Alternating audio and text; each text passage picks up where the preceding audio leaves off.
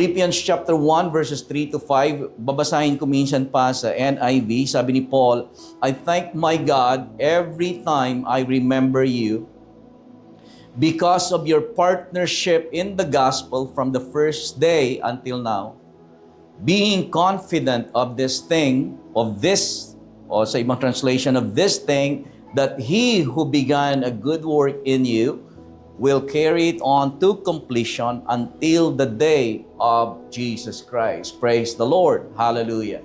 Ang tatalakayin natin sa umagang ito, ang ibabahagi ko sa inyo ay tatlong P, PPP. Hindi ito piling-piling pelikula na inabot na ng karamihan sa atin dati ng mga bata pa tayo. Ang isi-share ko sa atin ay tatlong P, madaling tandaan, praise, partnership, and progress. Pagpupuri sa Panginoon, pakikipag-isa, or partnership sa Ebanghelyo, sa gawain ng Diyos, at progress o pag-usad natin sa Panginoon. Sa Psalms chapter 34 verses 1 to 3, may mababasa tayong ganito. Sabi ni David, I will bless the Lord at all times. How many times? All times. When? At all times. I will bless the Lord at all times.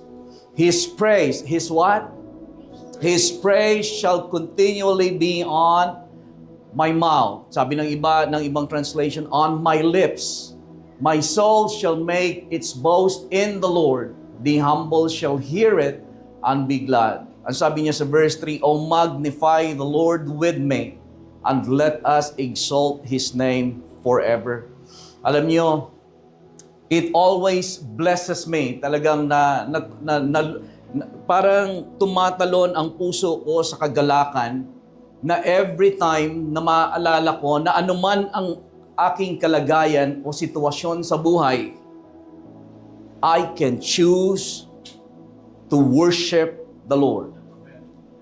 I can choose to bless His name. Nagkakaroon ako ng kagalakan sa akin. Nagagalak ako, natutuwa ako, nabibless ang puso ko na anuman ang aking nararanasan. Kakulangan sa ganito, maaaring ako ay nakakaranas ng kalungkutan, kakulangan, or panghihina sa katawan, o nadi-discourage ako sometimes sa lahat ng kung saan ko ibabaling ang aking paningin, ang makikita mo ay parang madi-discourage ka. But it always blesses me to know that I have the power to come before the Lord and praise His name. Ang sabi ni David again, I will bless the Lord at all times. His praise shall continually be on my lips. Hindi lamang sa panahon na maayos ang lahat, na kung saan merong pagpapala na dumadating. Of course, doon, maging sa kapanahunan na yon, ay pupurihin natin ang Panginoon. Subalit anuman ang ating kalagayan sa buhay, sabi ni David, I will bless the Lord at all times. His praise shall continually be in my mouth, on my lips. Amen. Sabi ng Habakkuk chapter 3, verse 17 to 19. Alam ko na maaaring ang iba sa atin or maaaring karamihan, alam sa panahon, sa ating kapanahunan sa ngayon, medyo laganap ang masasabi mo siguro, laganap ang kasamaan, laganap ang inflation, ika nga, yung pagtaas ng mga maraming bilihin at pagtaas ng maraming bilihin, pagbaba, kumbaga kung ikukumpara, bumababa naman at nawawalan ika nga ng kakayanan ang ating mga kinikita kumpara doon sa nararanasang mga pagtaas. Or sa pagkalat ng ika nga espiritu ng sanlibutan na kung saan ang tao ay nagiging makasarili. Kahit na tayo ay mga Kristiyano, naapektuhan tayo dahilan sa ang mundo ay may impluwensya sa maraming tao. Amen. So ang relasyon na dapat sana nagtitibay sa buhay natin, ang mga relasyon na dapat sana na-i-enjoy natin, relasyon sa pamilya, subalit maaaring na-impluwensyahan ng espiritu ng mundo, hindi nagiging masaya ang relasyon. Amen. Maaring meron tayong mga nararanasan na ganoon, subalit, salamat sa Panginoon, na anuman ang, ulitin ko ulit, anuman ang ating kalagayan sa buhay, we can always choose to praise the Lord. Amen. Meron tayong kakayanan na purihin ng Diyos, anuman ang ating kalagayan sa buhay. I will praise the Lord at all times. Amen. Nawa ito yung ating nasa puso natin, yung tibay ng ating dibdib, ika nga.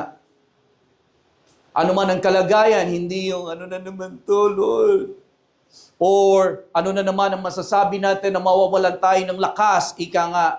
O matatalo na lamang tayo ng ating kalagayan. But nawa ito yung ating maging sa puso natin ay maging tibay, that I will praise the Lord at all times. His praise shall continually be on my lips. Amen. Salamat sa Panginoon na tayo ay nasa church. At kapag tayo ay nasa church, nakakapagpuri tayo. At take that opportunity. Amen. Ang kalakasan ng Diyos ay hindi iniintay, Lord, bigyan mo akong kalakasan, bigyan mo akong kalakasan. No, you have to. I will bless the Lord at all times. Amen. At mararanasan natin yung kapangyarihan ng salita ng Diyos. Sa Habakkuk chapter 3 verses 9 verses 3 17 to 19, ito yung sabi ni Prophet Habakkuk, though the fig tree may not blossom, nor fruit be on the vines, though the labor of the olive may fail, and fields yield no fruit. Wala man bunga. Ang ating mga pinanampalatayanan minsan hindi pa nangyayari. Amen. Meron tayong mga panalangin na hindi pa natin nararanasan ang answered prayer. Though the flock may be cut off from the fold, and there be no herd in the stalls. Hindi man maayos ang lahat. May kakulangan. Yet I will rejoice in the Lord. I will joy in the God of my salvation. At alam niyo kung ano mangyayari sa susunod. Sa 3 verses yan, ang una, yung medyo sitwasyon na, though the fig tree fail to blossom, fruits beyond the vine. Sa buhay natin, parang pagtingin natin talagang walang bunga. Kung gusto natin kumuha ng bunga, Lord, parang walang bunga.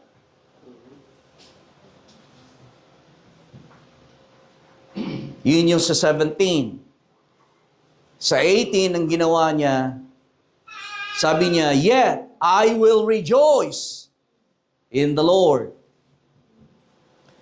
I will joy in the God of my salvation.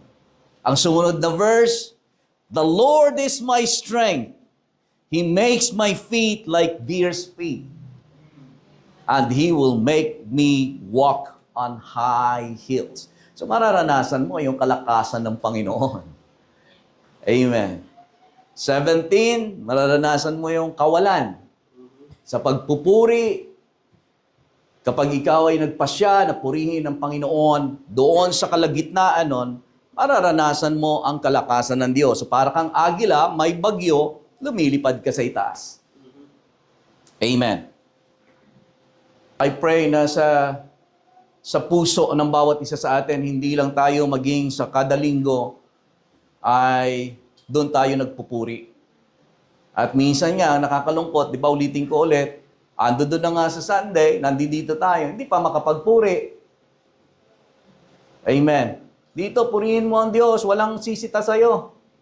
Pag praise and worship na, pag sinabi natin, halimbawa, na purihin natin si Jesus, purihin natin ang Panginoon, taas natin ang ating kamay, taas na ang kamay. Wala dito sa'yo mangungutya. Ay, ano, puri-puri. Walang magaganon sa'yo. Ay, ang ingay mo naman. Amen. Isigaw mo. Kasi sasabihin ko ulit sa atin, mga kapatid, lalong-lalo na sa mga kabataan siguro, na kung hindi mo magagawang purihin si Jesus, itaas ang iyong kamay, kilalanin ang pagiging Panginoon ni Jesus sa lugar na to. Sa labas, hindi mo magagawa. Sa eskwelahan nyo, hindi mo magagawang purihin si Jesus. Sa trabaho nyo, hindi nyo magagawa na purihin si Jesus. Kung dito, hindi ninyo magawa. Amen. Praise not only brings us into God's presence. Merong kapangyarihan ng pagpupuri. Praise not only brings us into God's presence, but also invites Him to move in our situation. Yun yung kapangyarihan ng pagpupuri sa Diyos. Ang una na, kapag tayo ay nagpupuri, ano man ang sitwasyon, kahit na magandang sitwasyon, pangit ang sitwasyon, but praise will bring you into God's presence. Dadalhin ka ng pagpupuri sa presensya ng Diyos. Hallelujah. Ang presensya ng Diyos ay totoo. Ang Diyos ay totoo. Yun yung kalamangan natin, mga kapatid, sa walang Diyos, na walang pananampalataya sa Diyos. Kasi tayo, maaaring ang sitwasyon ay parehas, ang inflation ay parehas, ang pagtaas ng mga bilihin, ng gasolina ay parehas, subalit ang kaibahan natin is, we have a God. And we can praise, and we can pray, and we can worship. Yun yung kaibahan. That is the power of praise. Sabi ni Paul, sabi niya, I thank my God. So yun yung unang-una niyang sinabi. I thank my God. Hindi niya sinabing, look what we have accomplished. Sa anumang success, I thank my God. Ang unang pinasasalamatan ng Diyos sa buhay. Amen? Pangalawa na P, partnership. Sabi ni Paul sa Philippians chapter 1 verse 3 to 5, sabi niya, kung babalikan natin, kasi doon natin hinahango yan. Sabi niya, I thank my God every time I remember you because of your partnership. Everybody say partnership. So pansinin ninyo kung ano ang hindi sinabi ni Paul. Ito yung hindi niya sinabi sa mga taga-Macedonian. Hindi niya sinabi, salamat sa inyong pagdalo sa aking mga Bible studies. Hindi yan ang sinabi niya. O kaya sa church, for example, salamat sa inyong pagdalo. Hindi yan ang sinabi ni Paul. Ang sabi niya, I thank my God in every remembrance of you for your partnership. So dito halimbawa sa atin, ang ipinagpapasalamat natin ay yung partnership. Okay din yung pagdalo. Okay din, nagpapadami. Pero sa totoo lang, ang nakakapagbigay ng kaluguran sa lingkod ng Diyos, sa pastor, sa ginagamit ng Diyos, ay partnership. Ang word na partnership, ang ibig sabihin niyan, partnership or fellowship, the word fellowship, sa Greek yan siya, alam niyo ito, koinonia means, ang ibig sabihin yan, sharing, partnership, participation, a mutual sharing of life together. So kaya ko isinishare ito sa inyo mga kapatid, kasi yun yung kailangan natin. Alam niyo, ang isang ministry, ano ba, sa church, ministry na ito, ang ipinagpapasalamat natin, yung nakikibahagi sa mission vision, yun yung nagbibigay dyan ng kalakasan. Amen. And I pray na ang bawat isa sa atin ay dumating sa point na tayo ay nagpa-partner, hindi lamang sa Panginoon, of course sa Panginoon, kundi sa pamamagitan sa Panginoon, sa pamamagitan ng ministeryong ito. So, ibig sabihin, at point ko, hindi ka lang dumadalo.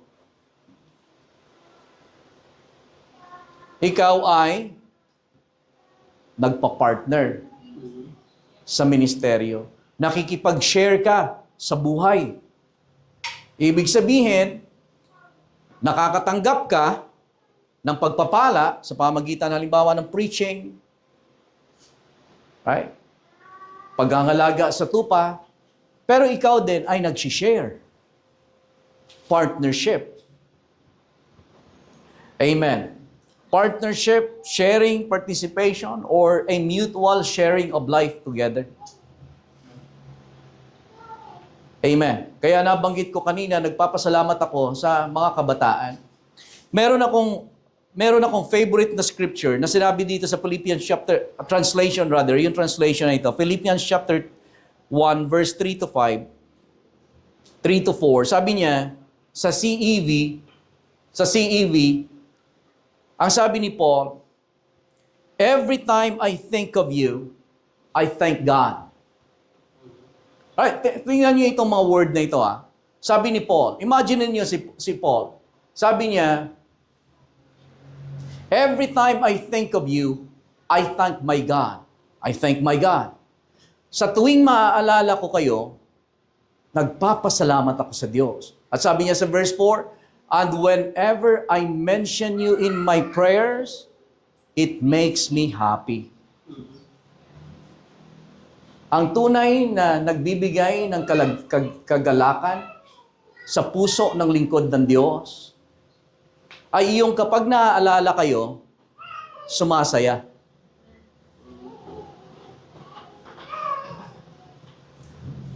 Ang tunay na relasyon na maganda, kapag kayo ay naaalala, sumasaya ang tao.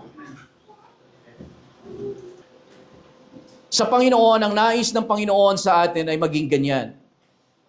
Ito yung isang mark ng tunay na partnership, yung binasa ko. And I pray, mga kapatid, na tayo ay dumating sa ganon. I pray na tayo ay dumating sa ganon.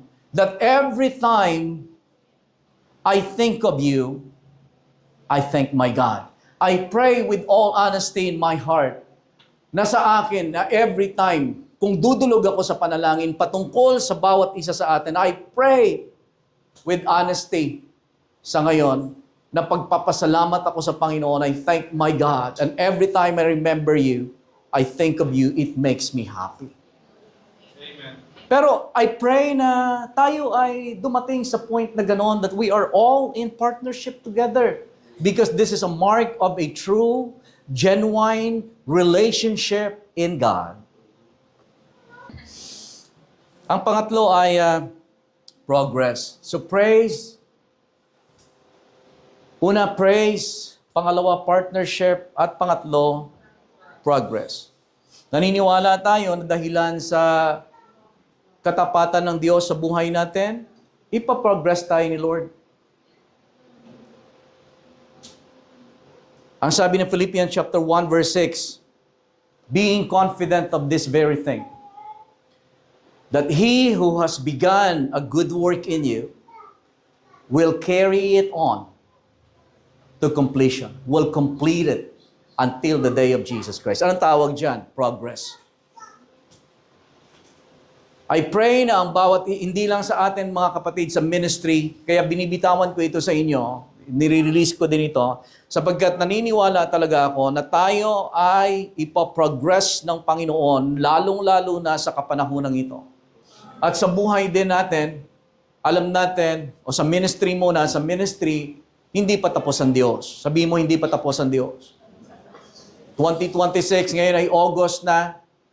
2026, ikawalong buwan ng taong ito.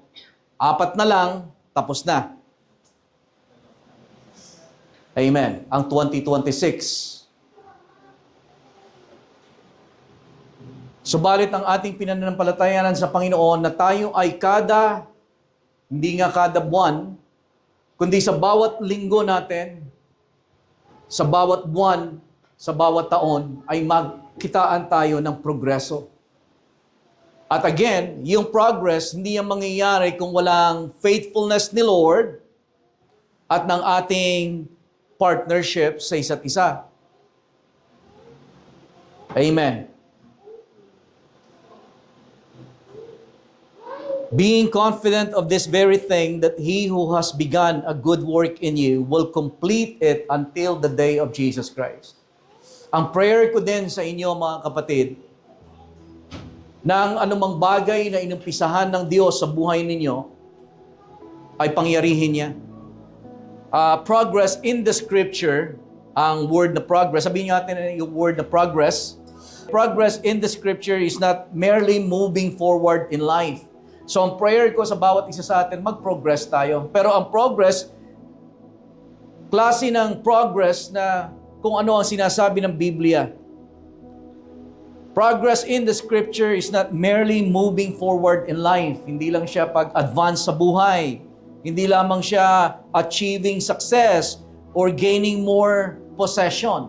So hindi lang yan ang ibig sabihin na ngayon na nagsasuccess ka. Oy, dati, ay spiritual success, hindi lamang nangangahulugan na dati nakatira ka lang sa ganito, ngayon dyan ka na. Hindi lang yan ang ibig sabihin ng Panginoon sa salitang success. Hindi lang yan, oy, dumadami yung magagandang damit mo ha. Hindi lang yon. Hindi yon hindi lang yon ang pakahulugan ng biblical na pakahulugan ng progress. Biblical progress is growing in Christ-likeness. Advancing in God's purpose. And becoming increasingly fruitful for God's glory. Yun yung progress. At yun yung dalangin ko sa bawat isa sa atin, mga kapatid. Sapagkat alam natin that God is not only concerned on paano tayo nag-uumpisa. Ang Diyos ay concerned sa atin kung paano tayo magtatapos. Amen? So sa atin, sa ministry, hindi lang tayo concerned how to begin, but concerned tayo kung paano tayo magtatapos. Ang Diyos din, na may nag-umpisa ng mabuting bagay sa buhay mo, ang prayer ko ay tapusin ng Panginoon ito sa kanyang katapatan sa buhay mo, na magpatuloy ang gawain na inumpisahan ng Diyos sa buhay mo. Siya ay magiging matapat. Amen? Habang tayo ay patuloy na nagbibigay, nag-aalay ng buhay sa Panginoon, inuuna natin ang kanyang kaharian. Amen? Tayo ay magpapatuloy na uunlad at uusad papasulong. God is not finished with us yet. In Christ, there is still work to do. The best chapter or chapters of ICM are still ahead. Amen? Ang pinaka-best chapter natin, hindi pa ito. Darating pa. Matatapos ang taong ito. Pagpasok ng taon, patuloy natin na mararanasan ang kabutihan ng Diyos. Amen? Patuloy tayong magpo-progress. We will move forward because God is faithful.